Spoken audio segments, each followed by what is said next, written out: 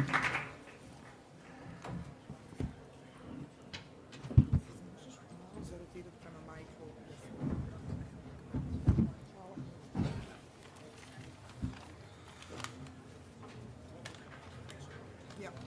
Michael, I think this one's yours for POIs. POIs.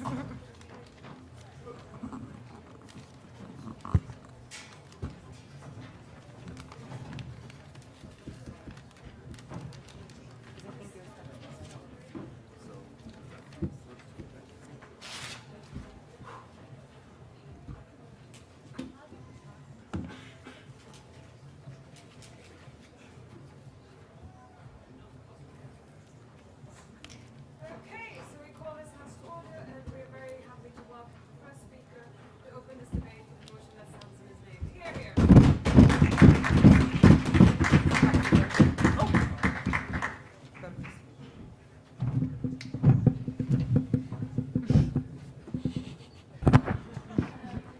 Can you hear me?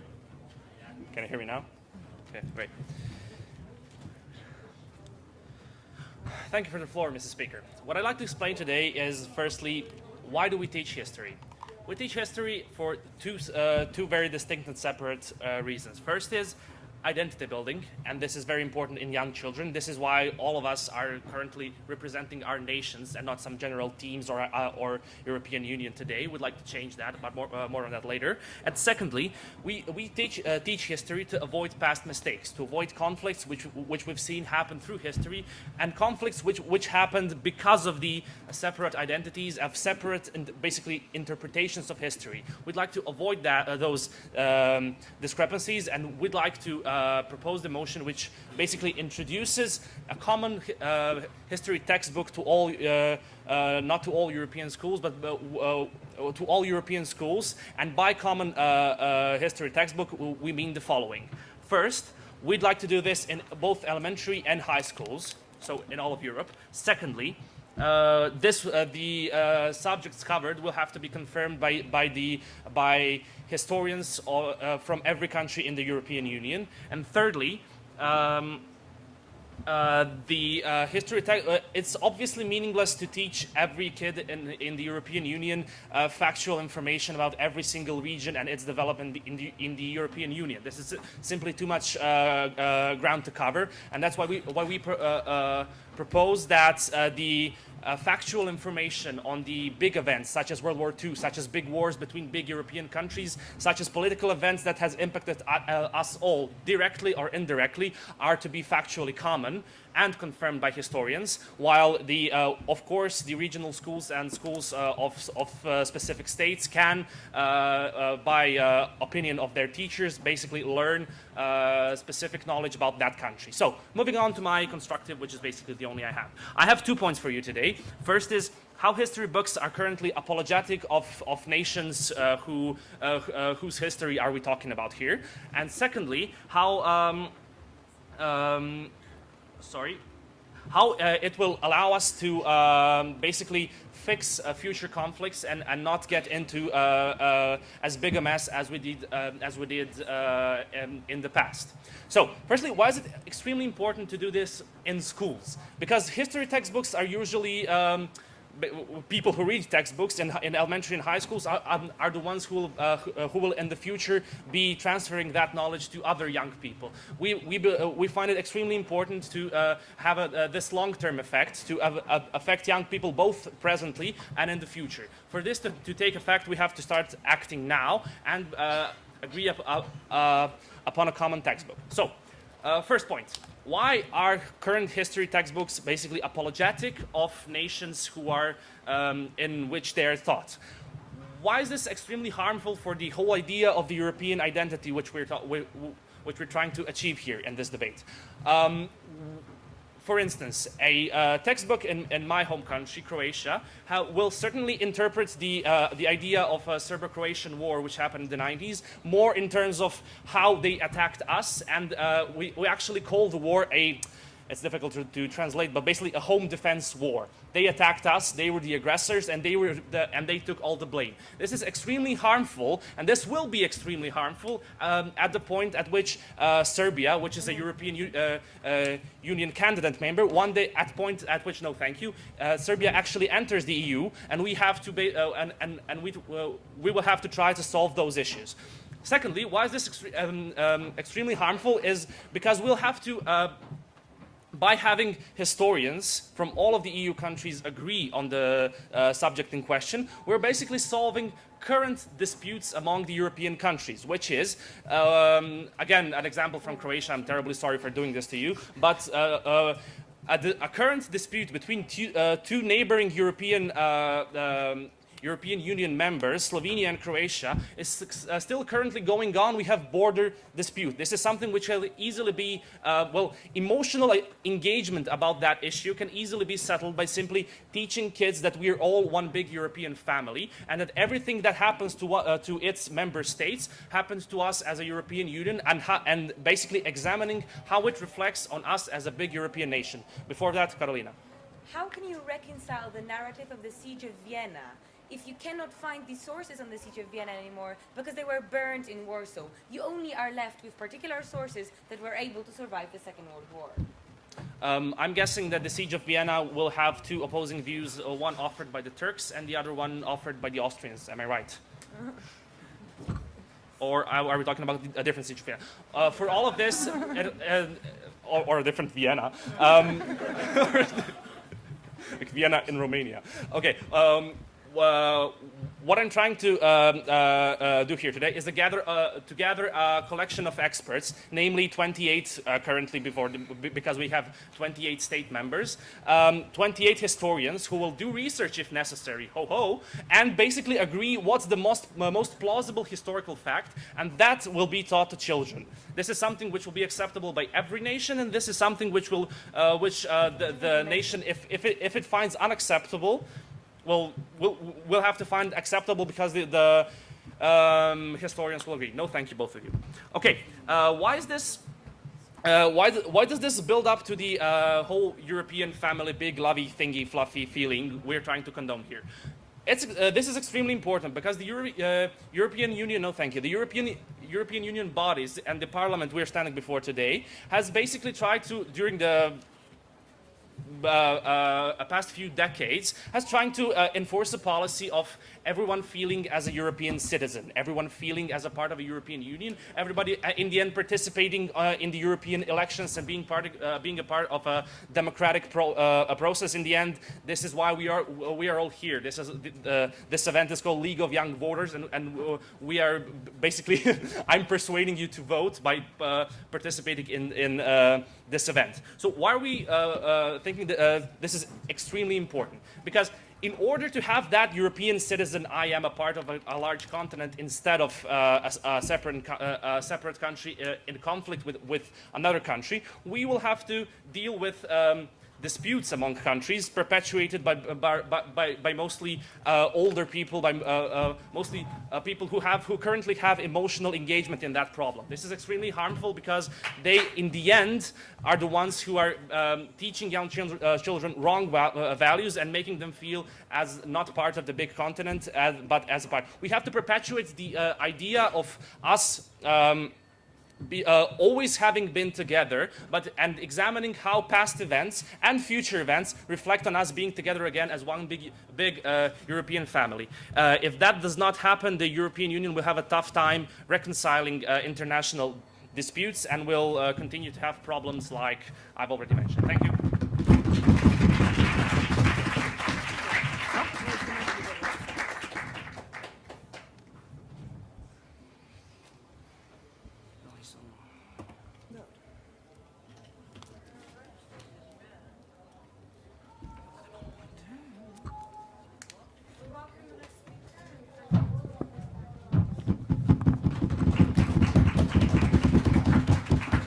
Does anyone have a timer?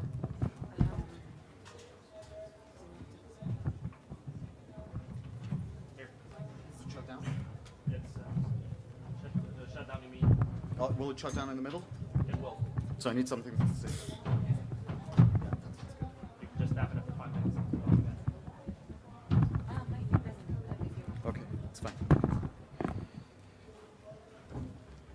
Madam Speaker, may I begin?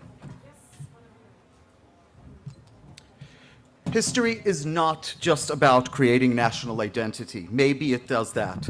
But it also is our way to understand what affects people, processes, great things. These are part of the reasons that, and also to respect those who came before us. This is how we learned, for example, that from great ideas, we could have horrible things like the terror that followed the French Revolution. We learned how from being over-mean to a foe that we just beat, we learned that maybe afterwards that foe comes back to haunt us in a more scarier form. This is why we study history, and that is important. What we are going to show to you today is why any attempt to put an emphasis and show a correct narrative of Europe is going to erase a very important local and national narratives that we should and want to keep, because they teach us more about ourselves and they teach us the truth, and they allow every European to feel a part of this great project. First of all, I'd like to answer a few things. They came and said they will also study a bit of the local things if the teachers want that. First of all, if that's the case, there's no debate. We're not replacing anything. But the second thing is, even if you do that, by imposing from Brussels what is true history, you're saying what the correct narrative is. And it is impossible with the finite time you have to really go through every possible opinion. They came and say, but we in Croatia called the war something else and they called it something else. Yes, and I wouldn't want anyone to erase either name, because we need to learn from that and know from that. Let's go on to what we're talking about. How would this have to be done? Okay, there are basically two ways. One is that they'll basically go through everything a little by little, and the second is that they are going to choose what's important, as they already said. Let's talk about it. So what will be important in Europe? Charlemagne, World War I, World War II, the Roman Empire, maybe Clovis, etc. Notice all of these come from France and Germany, and this is the area of Frank-Germanic history. And this is not by accident, okay? These are mostly Frank-Germanic things. It has to do with the fact that since the 16th and 17th century, both those countries and a bit of England had better archives than any other countries in Europe. It has to do with the fact that archives that were in Warsaw, archives that were in East Prussia, were completely destroyed during the war. No, thank you. As a result of this, this is a bit of a victor's history. We'll talk about that. But it means that it's almost impossible to really have a deep look to what happened to Poland. Poland will be taught as a passive country during World War II. Passive country that was invaded by the big players, Germany and France, having their little war. This is also very dangerous, because during Poland, for example, if we teach the World War II from the Germanic and Franco perspective, what happens is that we forget things like the Holocaust that happened on those lands. It is a very easy attempt to think that the Holocaust was a German thing and not learn about the processes of Polish people assisting this crime and learn the lessons that we can learn from that. Yes, go. Right, okay, so we say at this point, right, there are specific structures in place in modern Germany, such as the crime of Holocaust denial and so on, which will enable a curriculum to be structured around the most equitable outcome. Yes, in the German view of things, that is filled by guilt. That is a good thing in Germany. Poland should be able to discuss it as what happens when someone comes from outside your country with a different ideology, because that is how we learn about ourselves. Now they came and say, listen, we'll use the best professional experts to decide what will be there. But this is also returns to the problem that the materials and sources that we're using will actually be mostly from those much better French archives. But furthermore, guys, historians that grew up in Eastern Europe tend to speak English less. They tend to write in Polish. They tend to write in Slavic languages. And as a result of this, their research doesn't become predominant when it comes to the leading figures of leading historical journals. So they too will take us towards Charlemagne. They too will take us towards World War I and World War II. Now, and this also has to do with the fact that historians prefer to use that work on those fields because, again, there's a lot more information. And things disappear that are important. You won't be able to teach about the Warsaw Rebellion, for example, because Warsaw Rebellion actually ended with nothing. It wasn't important. They were crushed completely. So it's not a big and important thing. But guess what? It teaches us about resolvents. It teaches about people who stood up to something extremely evil. Exactly what we said at the beginning. Deserving of teaching us that it's possible, deserving of teaching of us respect. Now, in order to really understand this, obviously this may interest some people. What time? Yeah, go. Okay, how does exactly, we know right now about Quickly, the please. Warsaw Rebellion. How does our model stop anybody from teaching Warsaw Rebellion in the current? Because you have to eventually weigh things. You have to choose things because there's a limited time. And because eventually you'll go to the leading academics of Europe, not those of Poland. And the leading academics of Europe will tell you that what was important was the fall of Berlin. What was important was Charlemagne. What was not important was William the Orange of the Netherlands. Now, okay, in order to really understand procedures, in order to really reach this understanding, it's not enough that there are a few crazy Polish historians who do it. You need to have a critical mass of people who understand the basic ideas. And then they not only create history, they create film, they create books. Okay, we have not Jonathan, I forgot his name, but we have the book in Germany now, that Ich bin weiter da, which is a German book about the return of Hitler, which teaches us how German looks at Hitler. We have Wede, a Polish filmmaker who made a movie about the massacre of Katyn because he knew about it, because he grew up with it. This allowed the entirety of Europe to learn about a horrible thing that happened. And this is the only way that it will happen, is if you have a critical mass of people who were exposed to the basics of it when they reached a high school level. What's the second alternative? The second alternative is, let's be fair. It sounds fair. Let's go. Each one of us will go a sentence here, a sentence there. There was a Russia here, there was a Poland there, and we'll just jump around. But it is specifically that jumping around, that not going into depth into anything, that won't allow us to understand, to really learn from these procedures, okay? We won't be able to teach our children much more than a sentence about how the Greek were deported from Turkey after World War I. It will just be a sentence there, and it will disappear and wither. Ladies and gentlemen, our point is clear. History is not just about national identity. It's about understanding people, and people in different situations that were complex and beautiful and horrible, and we should be able to learn those to their maximum depth. But in order to do that, we need a critical mass of people who know the basics, who learned something in their national area, and they later on are the people who will bring it to the rest of Europe and help us create a natural European identity.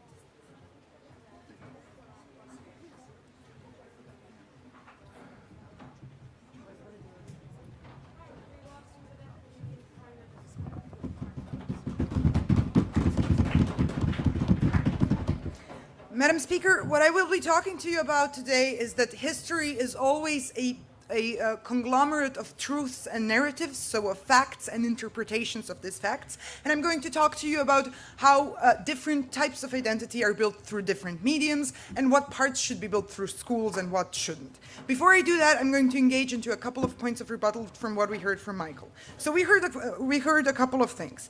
We heard firstly that there is a problem with being taught history based from a Franco-German perspective, since they have most archives. Well, guess what? This is sort of what we're doing right now with everything we have a lack of archives from, right? You can only learn history from things you know. And when you learn history and base history on very unreliable sources, as people in other countries currently do, then you use history as a tool for political identity building rather than teaching someone the truth about the country they're coming from. The second thing he talks about is how it's incredibly important for Poland to be able to interpret history from their own perspective rather than from their particular German one. At the while ignoring that, for example, the Netherlands currently has a very nice way out being apologetic about what their effect in the Holocaust, because we're all blaming Germany anyways. So nobody is taking blame for their parts in participating in the events of the World War II. We're all just blaming the big evil Nazi Germany that imposed these horrible regulations on all of us. We believe this is something that's less likely to happen when you have an integrative textbook that needs to be created from different historians, different societies, and different rules. But further on, we don't believe this will make people from Poland unable to experience things that are specific for Poland. What we do believe is that there is a difference between the material you are given in a textbook in a school and the way you build museums, the way you build theaters, the way you build every other aspect of your national identity that you get engaged with. But this one needs to be individual, and I'll move into more this into my substantive. And then the last thing he talks about is how a significant amount of people needs to be exposed to significant amounts of events that happened locally in order for them to build their own national culture. And this is an intro to the first point. Namely, we do agree that it is important for people to be expressed or shown different ways and different things about themselves, about their country, and so on. We don't believe it's the school's place to do exactly this, what Michael is talking about. We're not proposing a shutdown of all locally relevant museums or of all locally relevant history textbooks. We're just not putting them in schools as a obligatory course material that is the basis for what all the children will be learning from history, right? Now, history is always a conglomerate of truths and narratives. You have facts, you have numbers, and then you have narratives you build upon these truths and numbers, at least the amount you have available. We believe that the way it's currently being used, by being apologetic for the countries that it's coming from, is something that perpetuates conflicts, and it perpetuates a perspective that says, I am the most important person or nation, my group is the most important one, while ignoring the context history was developed in.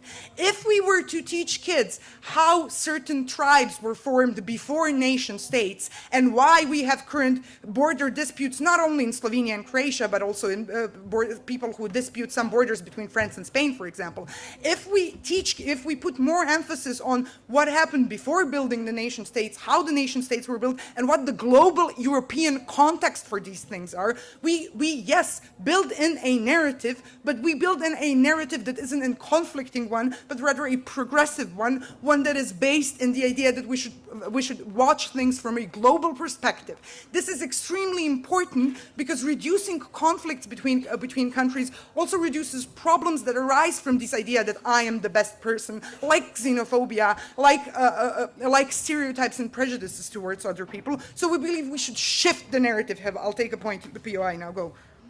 Global and European perspective is built from individual places and cases, which caused for many reasons which we need to learn and analyze closely. We won't be able to do that looking at it from the height of 5 miles in the sky. Okay. That's exactly what we're supposed to do, namely we're supposed to cover a general history that's going to be taught to all. Not every person in the European Union needs to be a history expert. We need to have a general common basis, and obviously at the university level you can study whatever you want, but when talking about covering a basis, we need to have a common basis. Now, if your problem is that some Polish texts are in Polish, I'm pretty sure that there are Polish people in Poland speaking English who can translate it if we move towards a project like this. So I don't believe this is an actual issue. And while this common identity is built on national identities, it needs to be a common one. The specific parts are not done through schools and can continue to be done in different manners. Now, why is this important? And this moves on into my second point, which is basically how you build different types of identities. Madam Speaker, we believe it's extremely harmful for this type of national identity to be built through schools, because school curriculums are decided by governments who have interests that are governmentally specific. Therefore, these narratives are used specifically in a political context, not a general truth context, but in a political context of the country they're coming from. Depending on what party is in power, heaven forbid we have Jobbik or Golden Dawn at any point in power, because that's going to be the narrative they're going to focus their historians and their school curriculums from, right? So generally, politicians have an idea that they use through including historical curriculums. We want to avoid this by making people have a common, basic, factual historical textbook thing. We are not claiming this will solve all problems, but we are claiming this will solve a lot of them. Why? Because then the parts of your national identity you decide to opt in aren't political, but are individual. They're based on how your smaller community decides to build. They're based on what you specifically pick as a field of interest for your research for your national identity. So rather than going through a very political sphere or a very political way of creating programs that is the national body that creates a curriculum, we have a general common curriculum, and we have all the individual options of watching movies, making movies, going to museums, talking to friends, talking to grandparents, talking to living witnesses, and so on, that then help you build in your national identity. We're not saying having a national identity is bad. What we're saying is that developing a national identity for the purpose of saying that your nation, or maybe the party in power, is the best one, is something that creates more problems and more conflicts, and we are very happy to propose. We thank the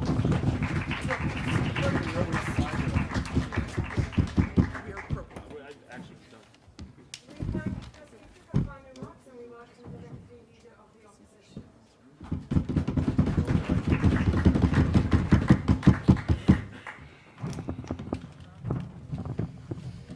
I have mine.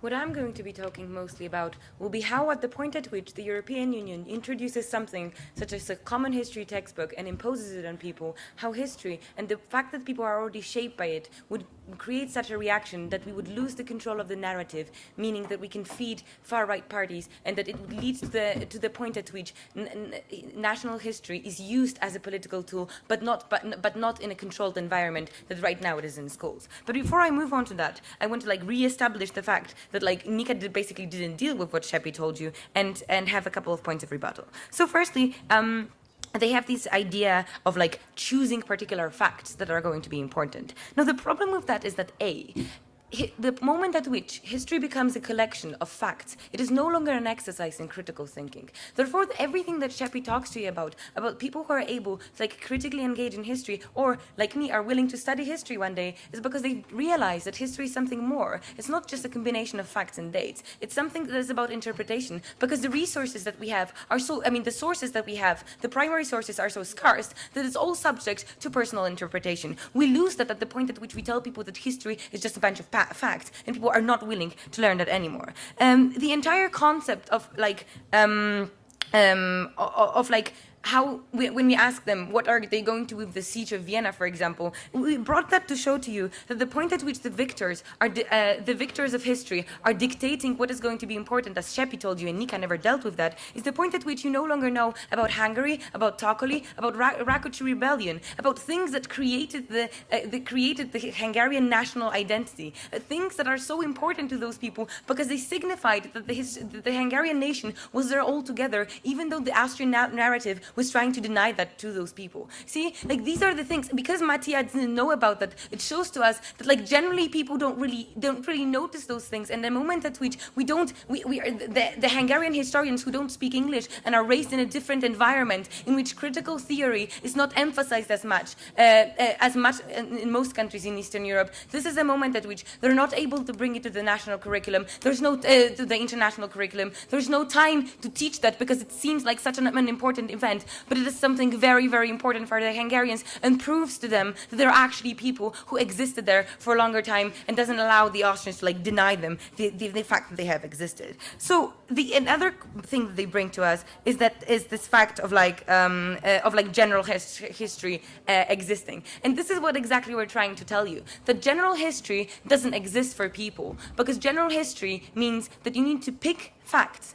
You need to pick interpretations, and the way in which you do that, as Sheppy already told you, is based in a fact that predominantly Western historians, and specifically British historians, for example, and German and French historians, are the ones who are critically writing about history. Well, in, like, for example, Eastern Europe, most of it is relying on like narratives and stories that you tell, and those differences are impossible to be accommodated in this one curriculum because we all want this history to be critical, right? Therefore, at this point, you're ignoring the narratives of those countries, and this is basically what Sheppy told you and what they completely ignored. The last thing that they talk about is like how you're politicizing, how now history curriculums are politicized. And what I want to tell you is that what you see, like, Jobbik comes to power. I mean, okay, they're just the second party, but like, Fidesz comes to power. The political parties in Poland change, and yet history curriculum doesn't change. Why doesn't it change? It doesn't change to such an extent because those parties are scared to create new narratives because people already are accustomed to particular narratives. Now, the point at which the European Union is the agent that does that is the point at which the European Union is the one that is provoking the reaction of people to be hostile towards it. And this is what I'm going to talk about by substantive before I move on to that, Nika. This is factually incorrect. They do change. In fact, Jobbik specifically bases on this the idea of the Great Hungary that needs to be protected from the future, from history on, from these outside sources. That's exactly what they do. Okay, even if there are countries in which, I mean, like, not every country has a far-right party in the government. That is also true. But, like, the point at which we are denying, we are telling the Hungarians that there is one other narrative, we're actually feeding the Jobbik voters, and we're telling them, go ahead, vote for Jobbik. They're trying to destroy your narrative altogether because Tokoli and Rakoczy are not going to be mentioned anymore, right? So on a comparative, what they're giving to us, yes, we do agree with the fact that sometimes it happened in the past that history curriculums were, the way you were taught history made you hostile towards other nations. But what my substantive here, what I want to bring to you about, is that the moment at which we're all in the European Union and we're facing integration on a much different level, there's the point at which the national history narratives are something that does not create hostility to such an extent. I mean, when you look at the European Union, you don't really see the willingness in Poles to, go and kill all of the Germans. They're actually quite cooperative in that. Now we see that even though there exists a bias in Polish history, or not really a bias, but an emphasis on the fact that Poland was in constant geopolitical point at which it was between Germany that was like fighting over the same land. I mean, this is the moment at which when you're in the European Union, you're reducing that danger. Now, the comparative that we have to this, and because this is the status quo that they want to change, we say those hostilities don't appear. But the comparative that we are creating for this, that they're creating with this motion, is the moment at which people of those countries are feeling like something that is inherent to their culture is being threatened. They're feeling that at the point at which the European Union is trying to create one correct version of history is the moment at which those people need to react. It is particularly important because history teachers cannot be changed, right? They're still the same people. Therefore, even if they have two books, even though that's kind of like squirrel emotion, but even if they have two books, they're going to transfer to those kids that, look, this is the European version that they want to impose on us, and this is a particular Polish narrative that you need to remember if you want to be real patriots. We see that this is a much bigger threat than the point at which, like, yes, we have some national narratives, but they're not creating particular hostilities between our countries because we're still at peace, right? So we say the moment at which the EU, the anti-EU feeling is rising, what we're also doing is like because we don't give people like the other information. It is the point at which the far right is also able through, for example, media, right? Like people read some far right media, some far right newspapers. Then it becomes like popular history. The kind of events like the uprising in a Warsaw ghetto are going to be like hijacked by people who write about like popular history in newspapers that are not really technically historians, but like are creating a different type of narrative. We say all of that actually feeds those far right parties, feeds the anti-EU sentiment, and this is something that we find much worse than the status quo in which currently, yes, there are differences and we cultivate them, yes, but we compare and we know each other better because we don't have the bias that the EU is something that is evil for us. We still want to be in it, and because of that, we need to cultivate our own traditions.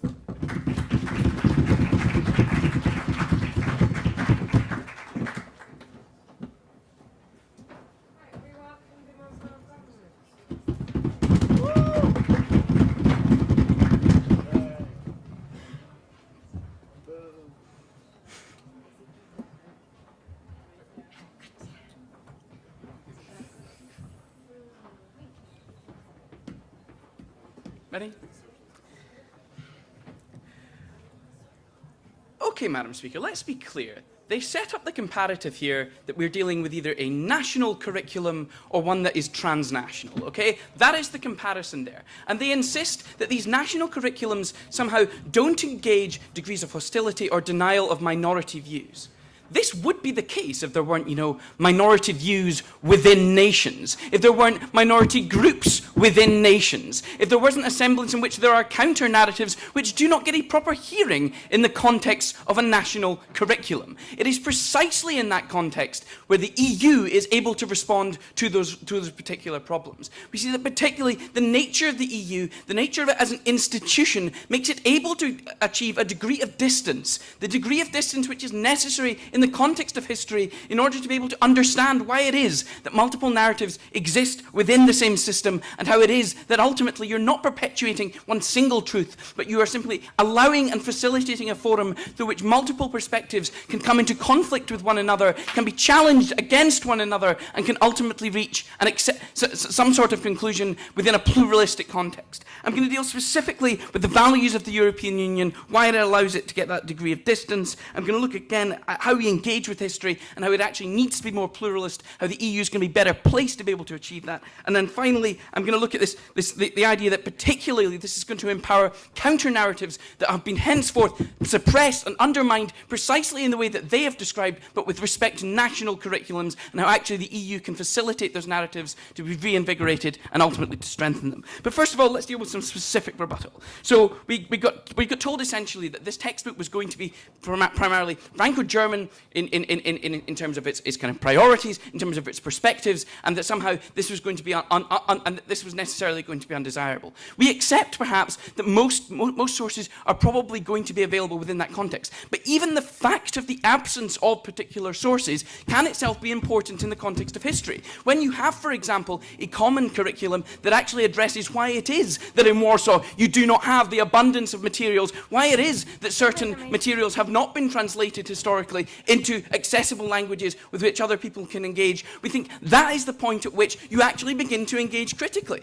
Indeed, we actually think it's probably going to be better at the point at which I, as a Brit, have probably not really engaged with any meaningful history east of, Berlin, if I'm going to be completely honest. But what we see is that actually, the school narratives that you get within a national curriculum tacitly excludes our perspectives externally. So even if they say it doesn't perpetuate conflict, Madam Speaker, what it actually perpetuates is an ignorance. It's not that somehow we're going to have a dominant narrative here. The point is the comparative is that narrative isn't heard at all by those who wield power. If you're going to be able to actually challenge the basis and the worldview of the West, particularly of Britain, but also to an extent of France and Germany, you actually need to have a platform on which these narratives can be challenged from the perspective of those in other parts of the European Union. And it is specifically by having a common curriculum, one which actually engages with the concerns of those from these minority groups, that allows it to be challenged. But let's take that layer of abstraction a little bit further. And then let's actually look within nations. We see particularly that we get the example, the most obvious one is the Balkans,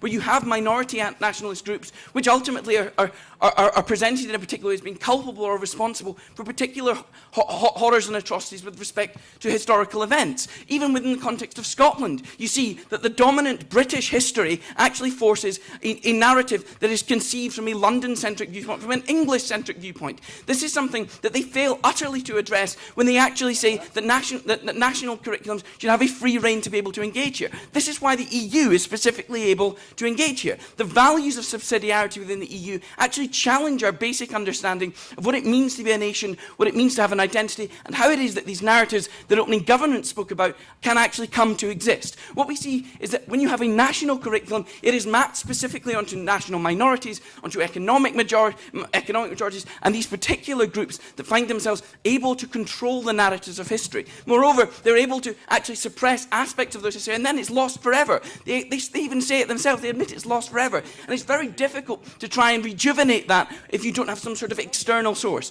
Why is it that the EU is able to challenge this? Well, what it does is it actually recognises, I'll take you, Shapira, go. Okay, You're creating a book of history for an entire continent, not a magic book that can have anything in it. You will have to make choices, you will have to prioritize. Why is it likely that a continental book will be able to provide more smaller narratives within the lands? No, Michael, we're not creating a book, we're creating a curriculum. Usually when you have history, what you do is you have a curriculum which says, let's look at a multitude of sources. Right? You're going to, even insofar as you have a book that contains aspects of sources, you're probably still going to have a proper academic debate about the sort of issues that should be raised. The comparison is in national situations where actually the historians have been brought up under that national curriculum. Their perspective with respect to it is with respect to the majority. Their understanding is with respect to the majority narrative. That means that they're more likely to say, with respect to the national curriculum, that it should be self-selecting. Therefore, what we actually need to do is to challenge the hegemony that they have internally. They provide no explanations to how it is we're actually going to be able to protect those identities. They provide nothing in that respect. But why do we think specifically the EU can challenge this? We think that the EU can challenge it precisely because you've got this degree of distance. The very exercise of creating a common history curriculum will necessitate a significant increase in the translating of materials and resources to which people would not have hitherto been exposed. It means that they're more likely to be exposed to the idea of the notion of the existence of conflicts of which they were blissfully unaware. It actually means that they have to open themselves to alternative narratives, and that potentially other national contexts are ones that are particularly important with respect to the way that they are perceived as a nation on the European stage. And why is it particularly important if you're going to foster a sense of common European identity? What we see is that the European Union actually attempts to embody aspects of universal values and tries to abstract to reach conclusions about what it is that in essence holds us all together, what it is that's common about aspects of humanity. But what we see in particular is that the European Union is able to do this precisely because it's not dominated by one particular group. You have a natural plurality on that stage in order to be able to challenge it. We see that the French and German narratives are going to be challenged by the British narratives. We see that the kind of subsequent narrative that emerges from that is going to be challenged by other narratives, but it can only be done so if you actually expose the entirety of the Union to it. Otherwise, you'll simply see that those with all the economic power, those with all the sources, those with all the kind of historical and institutional credibility are more likely to prevail. Because we don't want that to happen, because we want to challenge the norms of history and produce a better form of identity, I beg you to support the motion.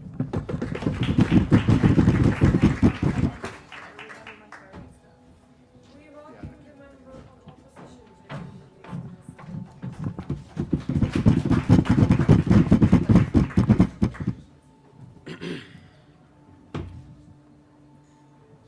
All eyes on the Hungarian, right? Okay, so ladies and gentlemen, I want to start by saying that empires fail. When certain groups of countries or certain empires or nation states assume that a monolithic view of events and a monolithic, monocultural view of identity and history is the only one that will actually enable different narratives to arise and different conclusions to arise, they forget that fundamentally identity comes from the grassroots. It builds up from the bottom up. You can't impose identity in that sense, and because the entire proposition concedes the different narratives and different conclusions vary person to person, they actually do tell us that if you will have a single narrative, right? A single narrative expressed in the history curriculum, you're not actually going to have any of the benefits of differing narratives, but you are still having, you still have to deal with the different conclusions drawn. I want to rebut this part about nationalistic tendencies, especially coming from Hungary. So we know that nationalistic tendencies, and the proposition bench assumes that nationalistic tendencies come from the fact that the history book says that, like Greater Hungary is better than Small Hungary, right? Well, I think the idea that the Croatian team knows that the Serbians weren't the only aggressors in the Balkan Wars, I think the idea that he's standing here and tells us that he read from that history book, and look, he drew a different conclusion, proves to us that everything that's in the history books isn't necessarily going to be what everyone in that country thinks. Monolithic ideal structures and monolithic sort of monocultural ideologies won't lead us to more diversity of opinion and more diversity of thought, right? And more creative disagreement, right? So in our extension today, I'm going to talk about how creative disagreement and the competition of ideas and the competition of narratives will actually lead to more diverse conclusions, and how those diverse conclusions will actually lead to a stronger Europe, one where because of the competition of ideas, we do get better outcomes. But first I want to talk a bit more about how we believe that this is a step toward European empire, how we believe that monolithic view is actually really harmful. When you synthesize, not only do you lose nuance, as opening opposition tell you, you actually suppress absolutely irrational and weird nationalistic biases, right? That doesn't mean that the ideology is not still going to be there. If the ideology is expressed in national, curriculums, in national textbooks, such as in Croatia or Hungary or any of the other 26, nations in Europe, that you're still giving the opportunity for people to explore different narratives, right? They can still clash their narratives and their conclusions with people from other countries. We do believe, however, so we don't think that there's any actual benefit and any actual tangible benefit to what they're proposing. But there is a harm, and the harm lies in the backlash, right? The sort of like anti-European Eurosceptic ideology and rhetoric constantly tells us that the problem with Europe is that they're imposing things on us. You simply can't discredit that, and the proposition failed to engage with that entirely. That indeed, Eurosceptic sentiment usually arises from situations in which people feel that their irrational and weird nationalistic biases are being ignored. You can still keep that. You can keep those narratives. Yes, you can strive for better history, but ultimately we believe that a competition of storytelling and competition of narratives is actually going to lead to fundamentally better conclusions, right? So let's talk a bit about this. Let's talk about why sort of like strong nation-state profiles and strong identities on individual nation-states actually contribute to a better Europe. The problem with when you actually try to unify on a level that people don't actually want unity on, case in point, you actually see a situation arise in which, the members of that sort of new unity don't feel that they're ready for that unity, right? And this is this whole idea that opening gives us about sort of like an organic EU identity. But we also think that when you actually foster those kinds of, sort of like one-line narratives, and when you say that, this is the basic, sort of platform on which you can build your national sort of like tendencies and your own thought, we do believe that when you do that, you reduce the chance of different conclusions being drawn from those different narratives, right? And we do believe that when you actually have history books that tell you about sort of like, weird irrationalities, like King Matthias, who was like, so fair and had all this solidarity, right? And he defeated the Turks and he almost invaded Vienna and all that. Obviously, you're leaving out the fact that he spent all of our budget on the army, but it does tell you the story that you can be powerful and fair at once, right? It tells you that story, it's cute, it's fluffy, and we think that if you actually want to engage with history, if you actually are interested in that, you will still derive a conclusion that Matthias was sort of an irresponsible spender, but look, fairness and power go hand in hand, right? We think that's kind of nice. And on this topic of nationalistic tendencies popping up over and over, we think that if you really want to believe that Srebrenica didn't happen, you're still going to want to believe that regardless of an EU curriculum. If you want to believe that Greater Hungary is better than the Hungary today and that Trianon was, like unfair or something, you're still going to want to believe that regardless of what the textbook says. So we don't see why an EU textbook would lead to better conclusions on those fronts, and we don't see how it would reduce nationalism and foster more EU identity, right? And so let's get to this point about, like strengthening diversity, like why exactly it's really good for us if we have different viewpoints competing in, on the field of ideological differences, right? Sure. All right, opening. We're talking about obligatory history courses, not people who have decided to specifically explore any topic that they find personally important. So for a general population, not Srebrenica genocide denials, how does this not affect the narrative they're being taught? Right. If you really want the truth, nothing but the truth and only the truth, etc., you're still going to be able to get that. You're still capable of getting that in the status quo when we do have diverging national curriculums, right? But we do think that this sort of like divergent thinking, where you disengage from this monocultural stance that all of the EU has a shared common history and should be taught at the same basic level. We think that it actually leads to differences that are productive and differences in thought that are productive. When you say that all of Europe's history can be unified in a single curriculum, in a single sort of line of thought, right, a single narrative, you're saying that, for instance, some of the conclusions that derive from that narrative are going to, just by chance have to be more similar to each other. And you are going to dissuade people from having creative and actually, like creative disagreement and actually, like competing arguments about what political system is the best, about what choices to make in certain historical situations is the best. And so because of those, sort of like downsides, because an EU curriculum will necessarily lead to fewer ideas in the field of competition of ideas, we do believe that there's a harm in that. And we don't think that the harm of national curricula, which is nationalistic tendencies as they expressed, and sort of narrow ideas about, like identity and all that, we think that you're still going to have that regardless of what you teach people from age 6 to 18, right? We don't think that those points simply hold, right? So what we tell you today is that apart from, being in this debate about factual accuracy versus narratives and the conclusions we derive, we believe that if if we assume that each and every individual in Europe derives their own conclusions from narratives, and the goal of history is for those conclusions to work towards a better Europe, right? Then we do think that more divergence in those narratives and more divergence in those ideals and in those ideologies will actually lead to better outcomes. And because there's strength in diversity, because you can have multiple pillars to stand on this way, we strongly beg you to oppose this motion.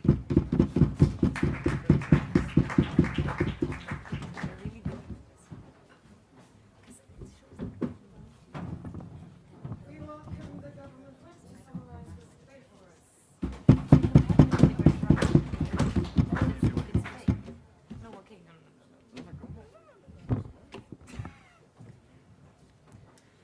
Thank you, Madam Chair. In closing the case for side government, I'm going to be bringing to you 2 points. I'd like to firstly look at the stuff that Graham specifically brought to you in extension, which is core to the motion, this idea of why the European Union is best placed to make interventions in these areas and generate the best outcomes. And secondly, why it is effective comparatively, in a comparative sense, against the national cultures that we get from side opposition, why we actually think national cultures are more likely to lead to the harmful things that they bring us in a beautiful irony, right? But let's look firstly at some of the stuff that we've had specifically from the last couple of speakers, right? So this idea of like identity that we got from the last speaker, and he talked about how it's extremely important in the sense that it's built out of grassroots and so on, and from where you're born and where you come from. This is precisely the problem inside government, right? The point is that one self-internalizes when like they have their own views, and they're essentially like not exposed to certain things that allow them to critique these views, right? The point at which I just accept a certain version of history, it becomes the point at which it becomes harder and harder for anybody to challenge those norms, right? I think this is extremely harmful. The comparative we say on this side of the House is between a state-prescribed curriculum in the sense that you can't challenge these grassroots norms that you've grown up with all your life against a more international kind of like holistic view of things. We say it's more productive in that sense, and that's why we win on the point of identity, and we'll go into this further. Then we look at this idea of competition and a market of ideas, she called it, right? Like any other market,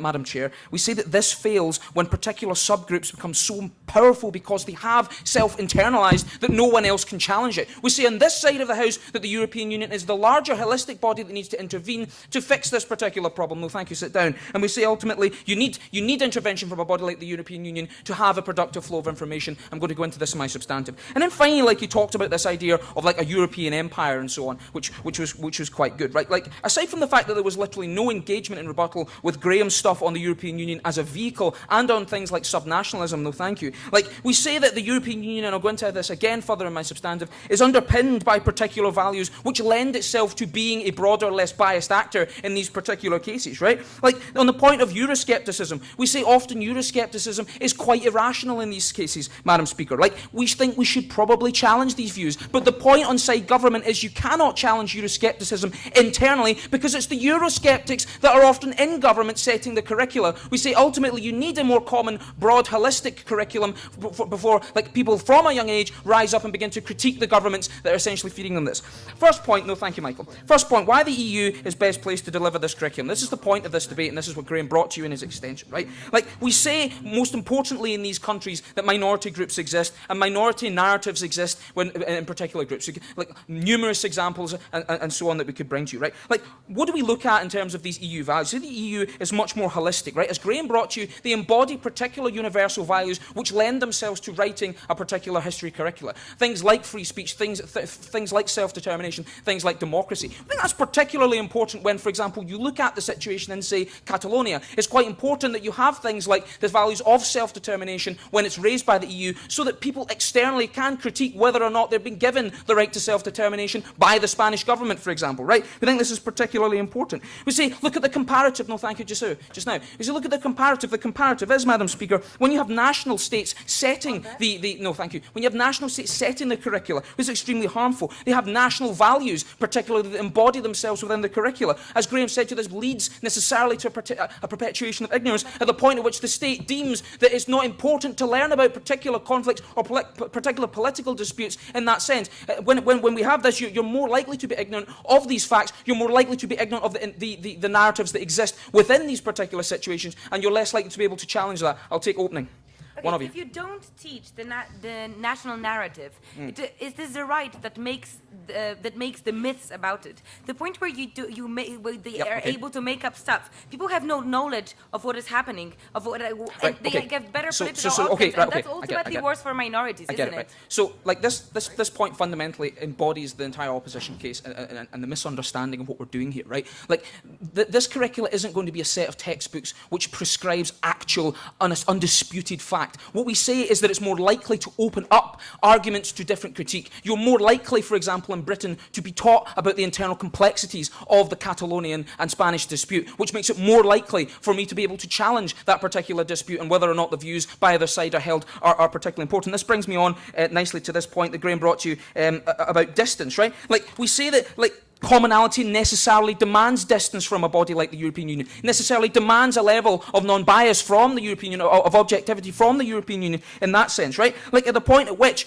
I can say in Britain, I've read in a textbook about, like, for example, I keep going back to the example, but it's the one in my head, the Catalonian example, I'm more likely to be able to say whether or not the Spanish government is imposing a particular Castilian view upon whether or not they can have self-determination and their own government, and I'm more likely to be able to say they've been dealt a raw deal or they're actually getting a fair deal in that sense, right? Like, the point is, in this entire point that Graham brings to his extension, is that the EU can and necessarily must serve as a mediator because of its value set down. It serves as a mediator in these conflicts. It's more likely to be able to open up differing points of view, and that's the whole point of the prop case. We are more likely to be able to engage and critique on that basis as well. Secondly, let's look at the comparative. Why is it effective on the comparative, right, against national cultures, right? So we say, like, down the prop bench, that no thank you, when you actually consider national curricula and how they operate, you see very often they're influenced by the nation states which are occupied by particular governments or particular persuasion, right? So as Graham brought to you, for example, most of the history textbooks that I consulted when I was a history student at high school in Scotland are very London-centric, right? They do not necessarily lend themselves to particular things in terms of, like, interpretations of events like the Highland clearings and so on, right? Like, we think that's particularly important because I can't critique how that went on. I'm just taught something in the history textbook because it's set by, like, particular actors in London who occupy the government, right? So, like, when we look at the youth and like the youth who will be reading these textbooks and these curricula, right? Like, they're the most susceptible in terms of societal actors, in terms of retaining information and digesting information in a long term, right? Like, the whole idea is that they can be taught via this model to be critical thinkers. This is the entire crux of our case. It is not teaching a prescribed factual account of everything that's ever happened. The point is you are more likely, with a more resourceful relative body, to be introducing, like, different arguments so that the child... No, that's not what he said. Like, essentially, you're more likely to be able to introduce differing views so that children are more likely to be able to form an informed opinion. The whole point is, even if what we thought was the correct thing self-reinforces itself after the point at which the EU has provided the alternative argument, we say that's fine. We just say that it's better because the child is better informed, right? We say because ultimately the European Union is a particular actor in these cases, which is self-underpinned by particular values and viewpoints. We say it's the best vehicle to lending itself to a more objective account of history. We say it has to provide. We beg you to propose this motion.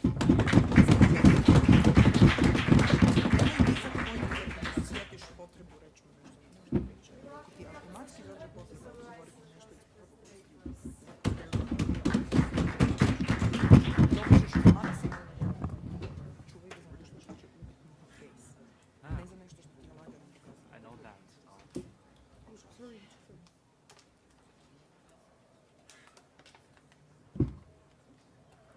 Okay. Thank you for the floor, the judges. Well, what we think is having history curriculum written on national level is extremely important because we want strong member states in the country, in the European Union, because I think those strong units, what we have as member states, then going to lead to a stronger European Union. That's what we basically argued. Why is it better? Why is it good if we're not losing facts from history? Why is it good if we're not losing knowledge? And why is it good if we're not losing identity throughout if we rewrite history? Okay, for some reason, then closing government comes and says, look, history was written wrong. No, we have a chance to rewrite it and give a voice to minorities, right? But basically, they completely ignoring what has been said by opposition when they're saying there are simply practical reasons why it can't be done. Not just that in some region of the European Union that English is not very well spoken among some historians, but also they're simply, when they're saying that just because, some voice, so saying that like some voice, even now athletes would have a chance because the EU is a fair judge, and some region would have a chance now to give that voice that up. It's simply not true because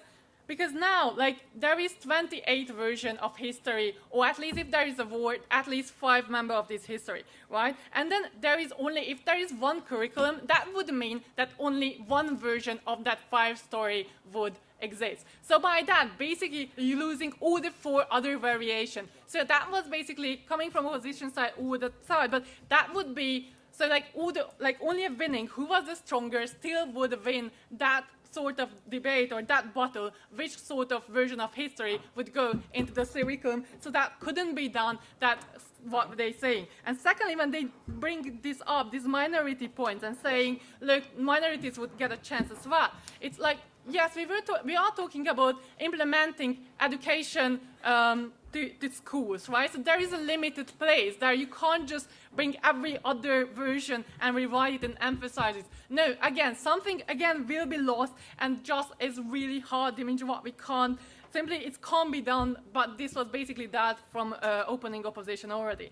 Okay, so what I'm going to talk about, how I'm going to summarize this debate. Firstly, why is it important that we have this historical curriculum? Why do we have it? So, opening government said, because this is creating unity more, because then there is less conflict. We all agree what we read in the textbooks. That is very important to having among the youth. But then we come on the ideas, what I already told you in the rebuttal, that we're just losing voices because we're reducing, they are picking, we are selecting, we are still doing the dominant side simply because what contributed from the opposition side, and then also losing understanding and losing who you are, because you simply, it's not just the facts what history is about, it's also the identity. And why identity is important? Because when you are living in the member state country, these people you share most is still paying your taxes mostly to that government where you are living in that country. Then also you are sharing common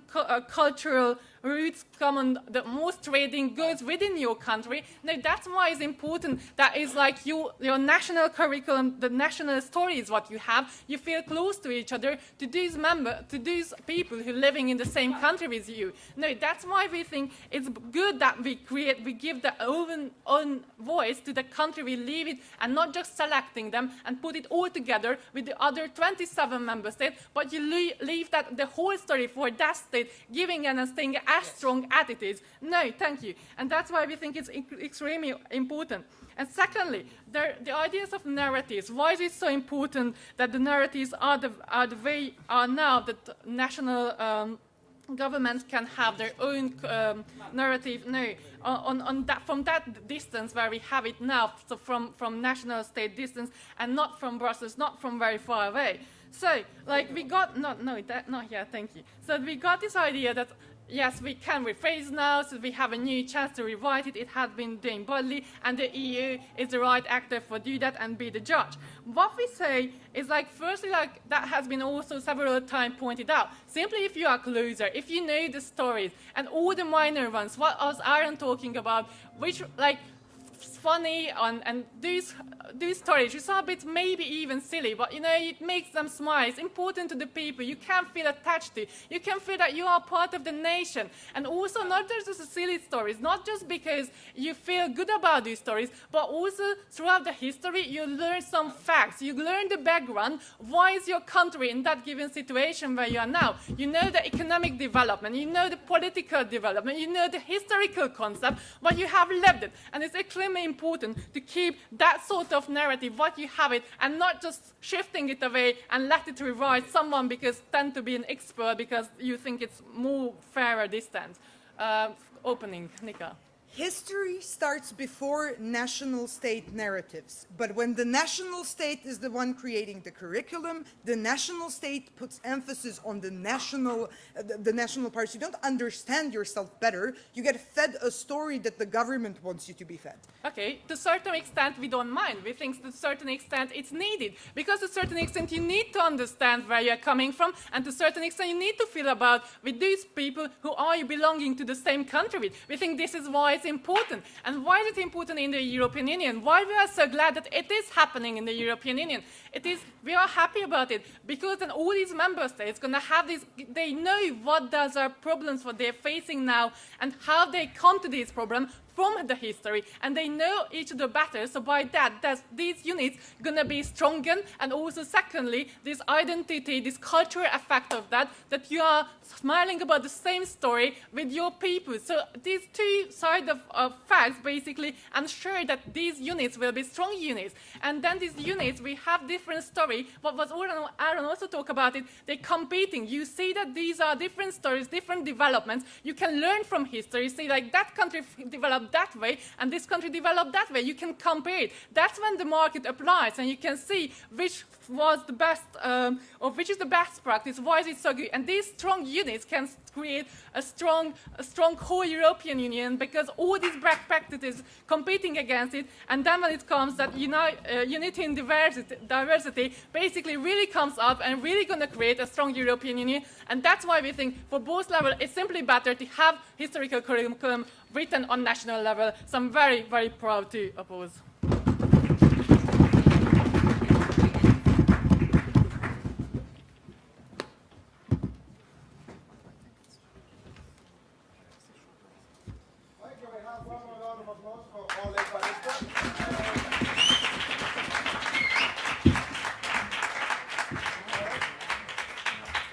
So thank you for watching the debate. We hope you enjoyed it. If you want to find out more about activities like this one, you can go on idebate.org or go to lyv.idebate.org to find more about this particular project, the final of which was the debate you just saw.